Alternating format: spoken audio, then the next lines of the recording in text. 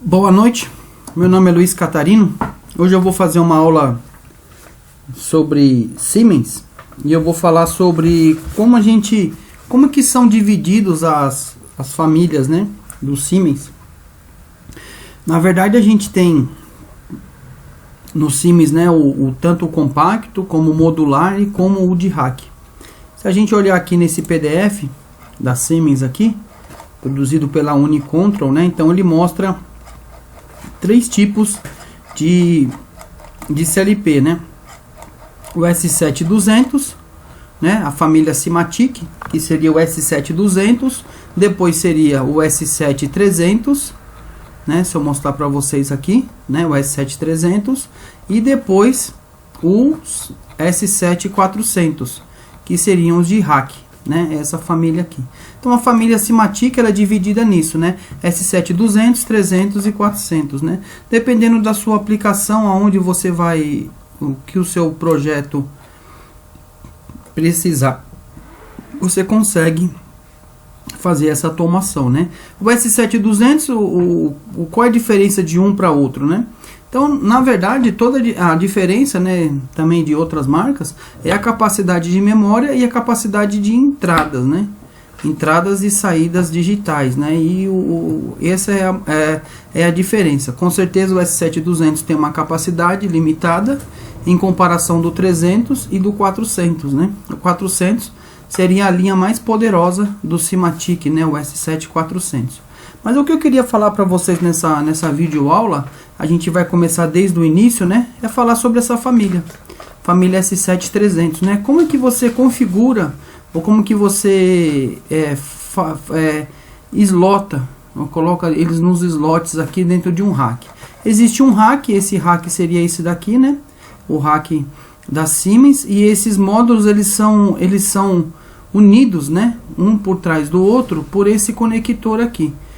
Eu vou mostrar um videozinho para vocês aqui desse conector que eu tenho.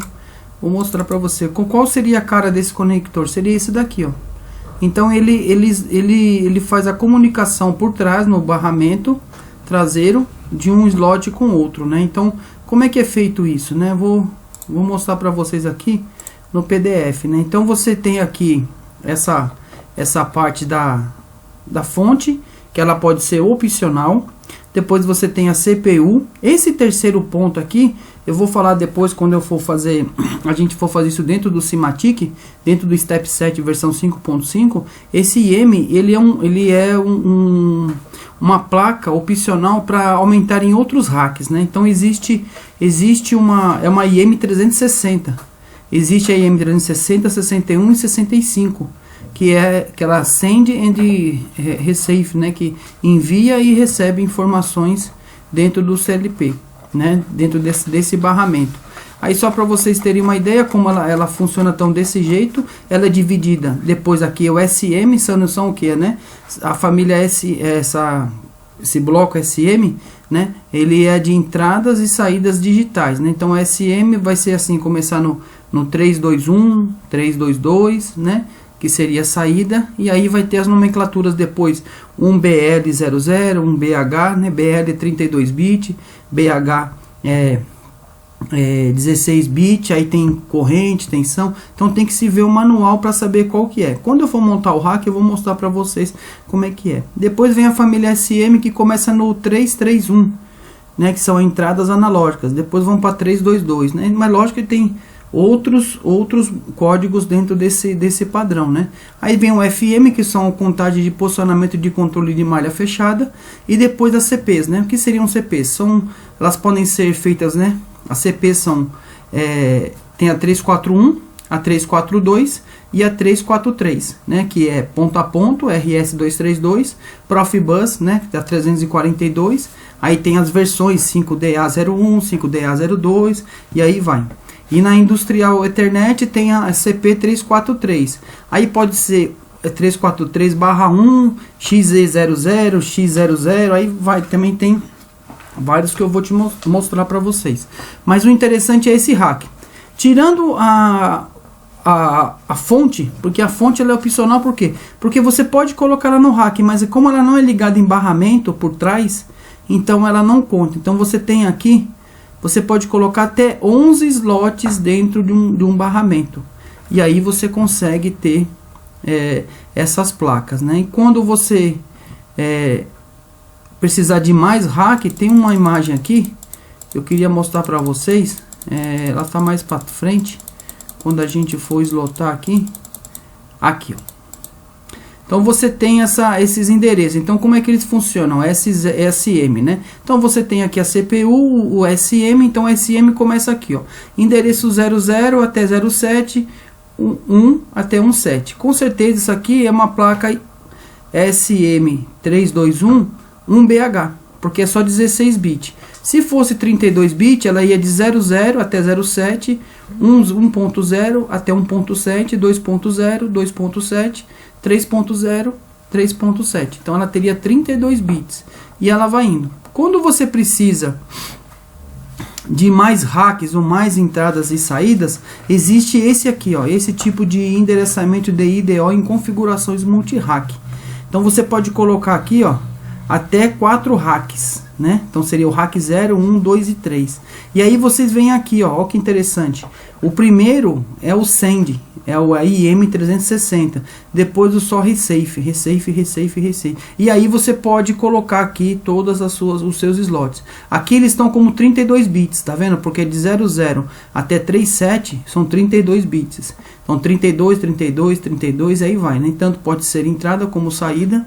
Depende da sua configuração ou do seu projeto, né? E o interessante é que você pode ter tudo isso numa única CPU, controlando essa quantidade de entradas e saídas digitais. Pode ter também aqui no meio analógica ou outros assim, né? Então esse é o ponto em questão, né? Como o S7300 ele pode ser extremamente poderoso, né? E você vê aqui, ó, quanto que você pode controlar. Hoje eles não usam mais esse, né? Não é que não usa, né? Eu já trabalhei muito tempo em indústria, eles sempre usam rede Profibus, né? Então eles pegam essa cabeça e aí eles pegam uma placa, né?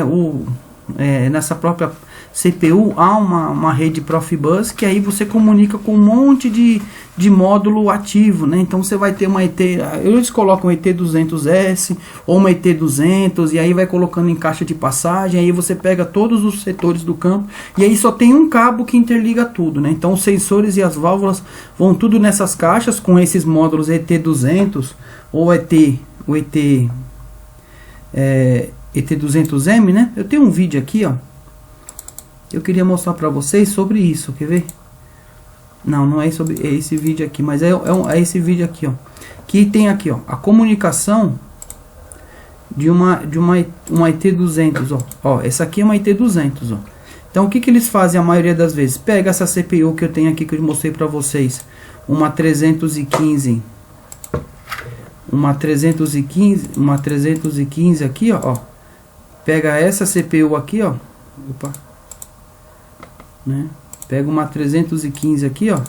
Aqui, ó, uma 315 2DP com uma rede MPI aqui e aqui uma rede DP. E aí eslota assim esses módulos tudo. Pode colocar até aqui, ó. Pode colocar até 26 módulos desse, 27 módulos desse numa rede, né? Então essa rede Profibus consegue controlar. Essa aqui são 3 placas de 4D e 4 entradas. Então aqui nesse ET200S eu tenho 4, 8, 12 e tenho 8 saídas digitais de 24 volts e 0,5 ampere, né? A maioria hoje usa isso, né? Mas é aquela coisa. Só para em forma didática existe como fazer isso num painel central e trazer todas as entradas e saídas para dentro e ir ligando em borneiras de acordo com isso. Então vou mostrar para vocês como que a gente abre então primeiramente um projeto dentro do Simatic. O Simatic meu aqui já está aberto. Como é que vocês fariam aqui, né? Quando vocês instalam um programa, se eles não tiver aqui na área de trabalho, vocês clicam aqui em iniciar todos os programas, aí você vem aqui em Siemens. Vem aqui em Siemens, ó, Siemens Automation.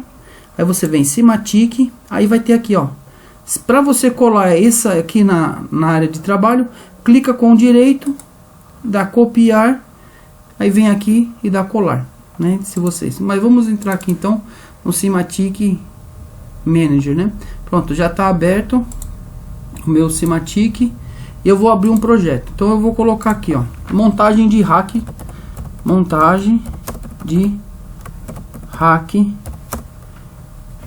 S7 300, né? Então eu vou aí eu abri aqui já.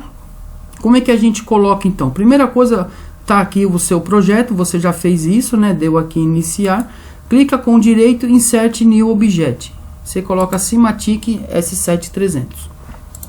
Quando ele fizer isso, vocês vêm aqui, ó, clica duas vezes em cima dele com o esquerdo, clicou, aí clica de novo agora duas vezes no hardware, ele vai abrir uma janela. Essa janela chama hwconfig, é aqui que você vai endereçar todo o seu rack, né?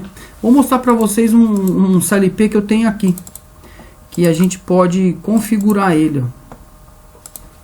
Como é que a gente configura ele, né? Então eu tenho essa aqui, ó, eu tenho essa, deixa eu mostrar no finalzão para vocês aqui. Então eu tenho esse CLP aqui, ó. Então eu tenho esse CLP, eu tenho aqui uma fonte, o 315 2DP, eu tenho uma DI 32, que é uma 321 1BL00, eu tenho uma DO de 24 volts 0,5 ampere, que é uma 322 1BL, eu tenho uma placa analógica que é A1 2 de 12 bits, são entradas analógica input, duas entradas, e eu tenho essa daqui que é uma AO, né? Analógica output 2 também de 12 bits. Se vocês verem aqui, ó, essa é minha CPU, essa CPU aqui é uma 315 2DP, aí depois eu tenho uma DO 32, uma DI, uma 2 e aqui, ó, uma AO2 de 12 bits. Então o que a gente vai fazer? Eu vou montar esse rack com vocês aqui agora, né? Então como que a gente montaria esse rack?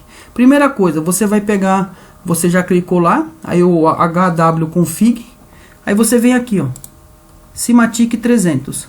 Vai no rack aqui, vai ter um rackzinho, clica com o direito, com o esquerdo, segura e arrasta. Solta aqui nessa parte branca aqui. Pronto, aqui está seu rack, né? Agora vamos colocar as fontes aqui. Então a fonte minha que eu tenho aqui, ó, é uma PS, né?